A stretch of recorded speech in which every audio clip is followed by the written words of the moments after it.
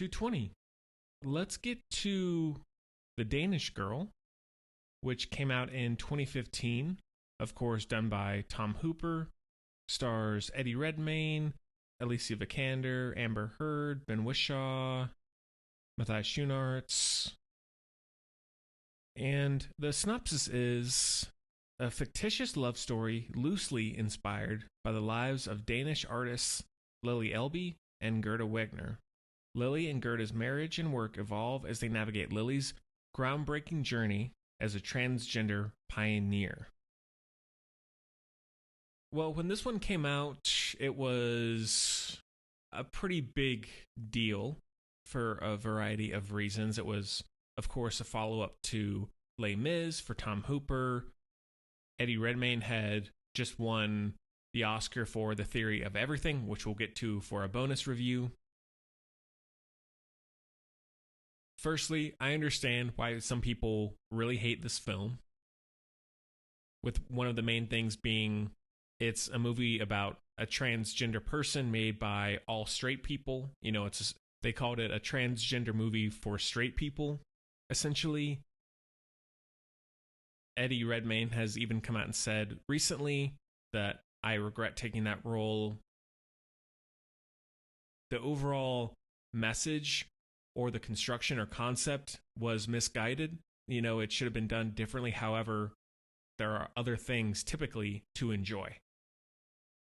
So that's mainly what I'm going to speak about. The setting overall, as I always say with all of Tom Hooper's films, it looks incredible. He uses a lot of low-angle shots to really accentuate the huge high ceilings and these big city landscapes. Still a lot of deep focus cinematography. So really the production design, the locations, I love the look of the city. The apartment of Eddie Redmayne and Alicia Vikander. Another good score by Alexander Desplat.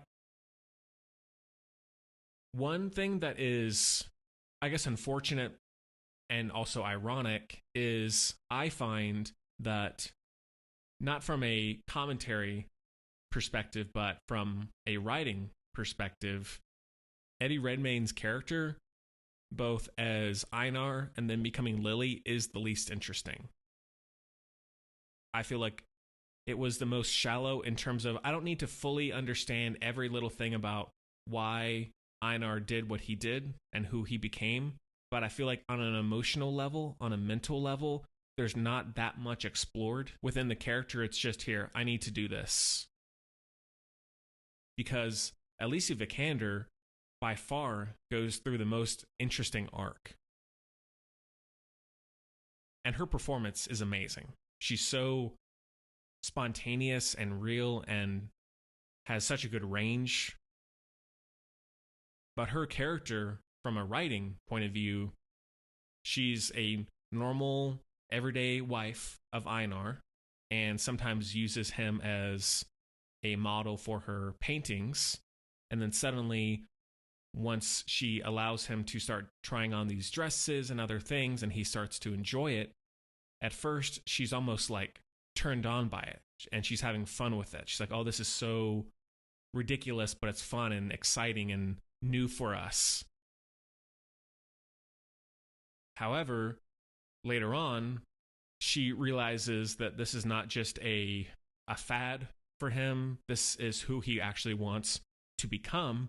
And she struggles with the support of Lily and struggling with her own emotions of, I want my husband.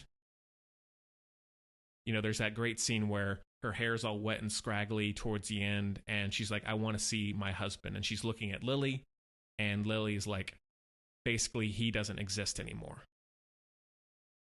And so then she's trying to deal with, okay, am I going to stay with Lily? Not from a societal perspective, but for my own well-being, my own happiness. How that narrative, that arc of that character goes up and down and all those conflicts is really interesting. When it comes to Eddie Redmayne, I think he's a very interesting actor. He already has some very iconic performances aside from this. I think when it comes to this, aside from the most obvious issue, what he does probably the best is when he becomes Lily.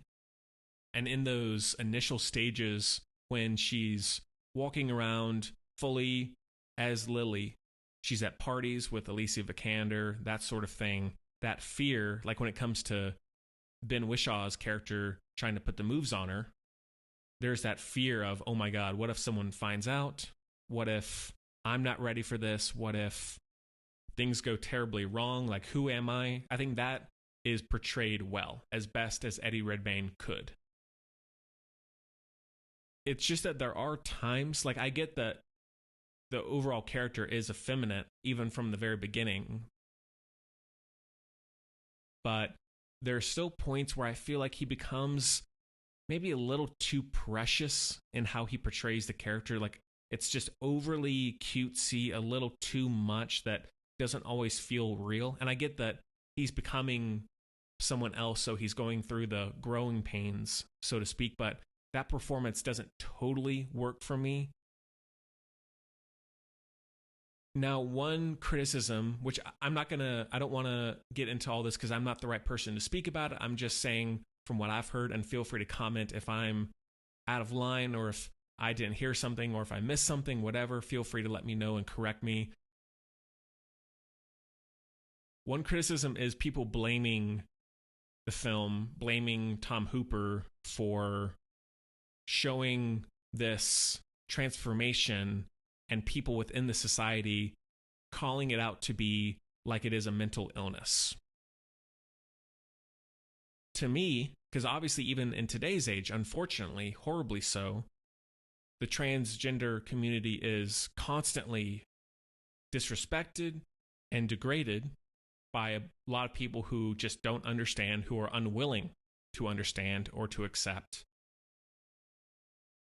And sadly, I hear people relating that to mental illness all the time. Not that I in any way agree. I'm just saying I hear that on a weekly, monthly basis by a lot of people who are just ignorant. So if we're talking about when the transgender community, how small that it was, there are even more. Almost the whole world would probably have seen it that way. Maybe aside from a few, but if it's this bad now, I can only imagine how it was back then, when there was no sort of support, there was no awareness.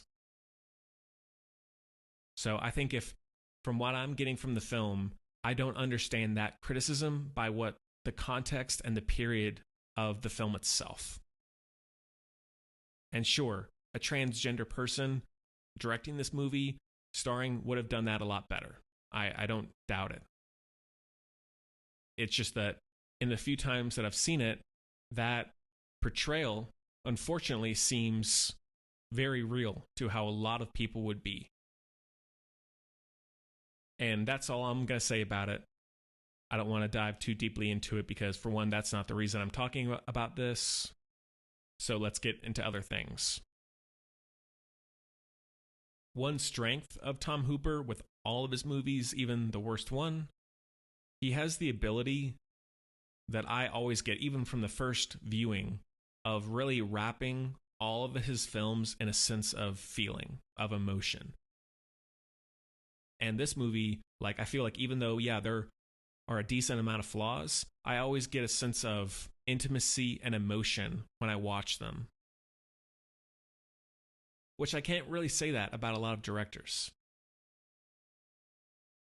Some other criticisms, though, I do find that in terms of the sometimes shallowness of the script, it does drag some in the middle. Like, it does feel long. Oh, and actually, Matthias Schoenaerts, if that's how you say it, he's a great actor, very underrated character actor. He can really do anything, and I really like the relationship between him and Alicia Vikander, of him sort of being a confidant in a way for her.